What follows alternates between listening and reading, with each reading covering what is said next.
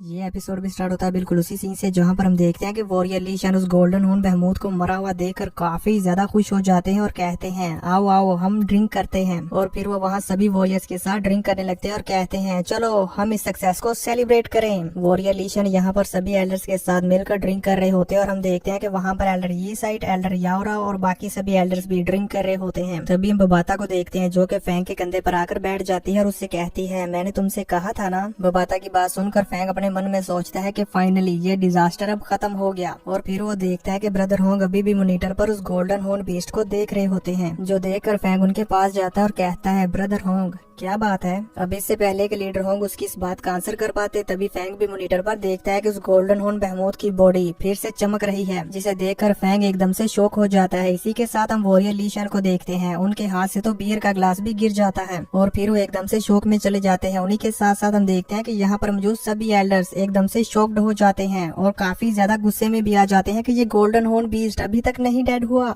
बबाता उस golden horn बहमूद को फिर से जिंदा होता हुआ देखकर कहती है ये इम्पॉसिबल है, वो अभी तक मरा क्यों नहीं, ऐसा कैसे हो सकता है, वो अभी तक कैसे जिंदा है। ये कहते हुए बबाता वहाँ पर अपने सारे डाटा में से ये सर्च करने लगती है कि आखिर ये गोल्डन हॉर्न बहमूद अभी तक मरा क्यों नहीं। और साथ ही साथ हमें बताती है ह्यूमन हो या एनिमल, इनकी सोल इनके सी ऑफ कॉन्शियसनेस में होती है और ये सी ऑफ कॉन्शियसनेस इनके सर में होता है। इसी वजह से ये कैसे पॉसिबल हो सकता है कि ये गोल्डन हॉर्न बीस्ट अभी तक जिंदा है, हमने तो इसके सर को कुचल डाला था, तो अब तक तो इसे जरूर मर जाना चाहिए था, पर ये अभी तक मरा क्यों नहीं। और फिर वो अपने डाटा को चेक करते हुए बताती है कि मुझे लगता है ऐसा इसलिए हुआ क्योंकि इसका मेंटल इम्प्रिंट इसके हर एक सेल में मौजूद है, जिसकी वजह से ये अपने सी ऑफ कॉन्शियसनेस को दोबारा से रीजेनरेट कर पा रहा है। लेकिन स्टार लेवल पर होते हुए इस तरह की टेक्निक को यूज कर पाना ये तो बिल्कुल ही इम्पॉसिबल है। आखिरकार ये ऐसा कर कैसे पा रहा है। हो सकता है कि ये इस गोल्डन हॉर्न बीस्ट का कोई स्पेशल टैलेंट हो। बबाता यहाँ पर ये सोचकर काफी ज्यादा परेशान हो रही होती है। आप सभी लोग स्क्रीन पर देख ही सकते हैं कि बबाता की यहाँ पर क्या हालत हो चुकी होती है। अब इसी के साथ व्यू चेंज होता है, हम उस गोल्डन हॉर्न बहमूद की बॉडी के अंदर का सीन देखते हैं, जहाँ पर हमें गोल्डन कलर की लाइट को चमकते हुए देखते हैं। और फिर हमें यहाँ पर मालूम होता है कि ये गोल्डन कलर की लाइट और कोई नहीं बल्कि इस गोल्डन हॉर्न बहमूद की बॉडी का एक कोर है, जो कि उसकी बॉडी से बाहर आने लगता है और उसकी बॉडी को फिर से रीजेनरेट करने लगता है, जिसकी वजह से उस गोल्डन हॉर्न बहमूद की बॉडी दोबारा से बिल्कुल पहले की तरह नॉर्मल होने लगती है। उस गोल्डन हॉर्न बहमूद को इस तरह से जिंदा होता हुआ देखकर वहाँ पर मौजूद सभी एल्डर्स और प्रेसिडेंट काफी ज्यादा शॉक्ड होते हैं। उन सभी को अपनी आंखों पर यकीन ही नहीं आ रहा था कि आखिर ये हो क्या रहा है। ये कैसे पॉसिबल है कि ये मर जाने के बाद भी अपने आप को दोबारा से ऐसे जिंदा कर पा रहा है। तभी हम देखते हैं कि उस गोल्डन हॉर्न बहमूद की बॉडी में से काफी ज्यादा गोल्डन लाइट निकलती है और इसी के साथ वहाँ पर बहुत सारा ऑरा रिलीज होता है, जिसकी वजह से यहाँ वार गॉड पैलेस में कोई भी उसे नहीं देख पाता कि आखिरकार वहाँ हो क्या रहा है। अब हमें कुछ देर बाद का सीन दिखाया जाता है जहाँ पर वह गोल्डन हॉर्न बहमूद बिल्कुल पहले की तरह हो चुका होता है और अब यहाँ पर ये बहुत ही ज्यादा गुस्से में होता है, जिसकी वजह से वहाँ पर एक जोरदार रोर करता है और फिर बड़ी स्पीड के साथ हेक्सिया कंट्री की तरफ फ्लाई कर जाता है। उसको इतनी ज्यादा स्पीड के साथ फ्लाई करता हुआ देखकर वार गॉड पैलेस का ये सिस्टम बताता है कि ये गोल्डन हॉर्न बहमूद पहले से बहुत ही ज्यादा स्पीड के साथ फ्लाई करता हुआ आ रहा है। इसकी स्पीड 3600 मीटर पर सेकंड है।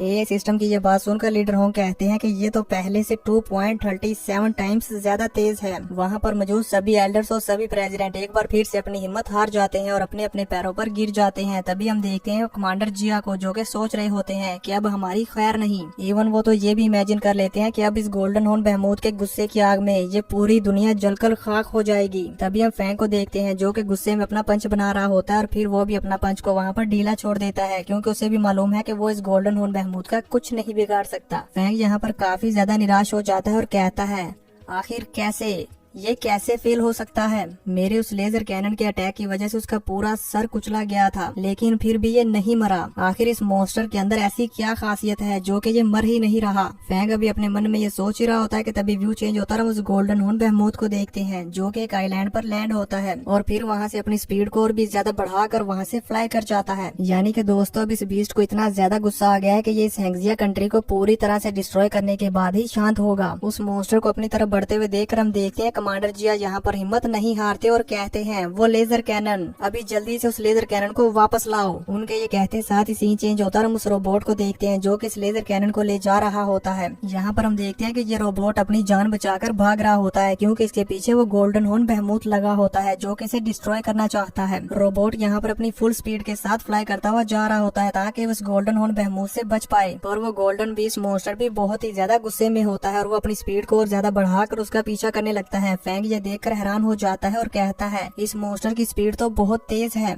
फैंग यहाँ पर मॉनिटर के ऊपर मैप देख रहा होता है जहाँ पर वो रोबोट उस गोल्डन हॉर्न बीस्ट से बचकर भाग रहा होता है और वो बीस्ट उसके पीछे लगा होता है, जो देखकर फैंग कहता है कि अब हमें उस मॉन्स्टर पर सेकंड टाइम अटैक करना पड़ेगा। तभी मैं ये उम्मीद कर सकता हूँ कि ये रोबोट वहाँ से बचकर भाग सकता है, वरना तो ये रोबोट वहाँ पर डेड हो जाएगा। ये कहते साथ ही फैंग उस रोबोट को कमांड दे देता है, जिसकी वजह से हम देखते हैं कि वो रोबोट एक आइलैंड के ऊपर लैंड हो जाता है और वहाँ पर अपनी लेजर कैनन को चार्ज करने लगता है। वो लेजर कैनन अभी 80% तक चार्ज होती है कि तभी वो गोल्डन हॉर्न बहमूद वहाँ पर आ जाता है और उस लेजर कैनन के अटैक होने से पहले ही उस रोबोट के ऊपर अपने गोल्डन हॉर्न से अटैक कर देता है। उसको इस तरह से अटैक करते हुए देखकर हम देखते हैं कि पांचों के पांचों प्रेसिडेंट और वहाँ पर मौजूद सभी एल्डर्स, उनकी आंखें और उनका मुंह खुले का खुला रह जाता है कि अब क्या होगा, क्या ये रोबोट वहाँ पर बच पाएगा या नहीं। तभी हम देखते हैं कि वो लेजर कैनन 97% तक चार्ज हो जाती है। अब इससे पहले कि वो पूरी 100% तक होकर उस मॉन्स्टर पर अटैक कर पाती, वो गोल्डन हॉर्न बहमूद बिना रुके अपने हॉर्न के साथ उस लेजर कैनन को पूरी तरह से डिस्ट्रॉय कर देता है और यहाँ पर उस लेजर कैनन के टुकड़े टुकड़े हो जाते हैं। इसी के साथ साथ वो रोबोट भी यहाँ पर टूट जाता है। आप सभी लोग स्क्रीन पर देख ही सकते हैं कि इनकी ये टक्कर कितनी ज्यादा जबरदस्त होती है। वो बीस्ट अपने आप को रोक भी नहीं पाता और जाकर एक बड़ी सी चट्टान के साथ टकराता है, जिसकी वजह से वहाँ पर वो रोबोट भी चकनाचूर हो जाता है। वारगोड पैलेस में मौजूद सभी एल्डर्स ये देखकर काफी ज्यादा हैरान हो जाते हैं। अब हम उस जगह को देखते हैं जहाँ पर उस गोल्डन हॉर्न बहमूद ने उस रोबोट को डिस्ट्रॉय किया होता है। वहाँ पर काफी ज्यादा डस्ट ही डस्ट हुई होती है। जैसे ही वहाँ पर वो सब कुछ शांत हो जाता है तो वो गोल्डन हॉर्न बीस्ट वहाँ पर देखने लगता है कि क्या वो रोबोट अभी तक डेड हुआ या नहीं। वो वहाँ पर चेक कर ही रहा होता है कि तभी हम देखते हैं कि वो रोबोट अभी भी चल रहा होता है और अपना अटैक रेडी करने की कोशिश करता है, लेकिन यहाँ पर काफी बुरी तरह से टूटे होने की वजह से वो अपने अटैक को नहीं रेडी कर पाता और वहाँ पर डेड हो जाता है। उसे डेड हुआ देखकर वो बीस्ट भी वहाँ पर कुछ शांत हो जाता है और फिर फ्लाई करता हुआ कहीं जाने लगता है। फैंग मॉनिटर पर अपने उस रोबोट को इस तरह से डेड हुआ देखकर काफी ज्यादा गुस्से में आ जाता है और अपना पंच बना लेता है और फिर कहता है इस गोल्डन हॉर्न बीस्ट के अगेंस्ट हमारा ये अल्टीमेट वेपन था, लेकिन फिर भी हमें अटैक करने का टाइम नहीं मिला,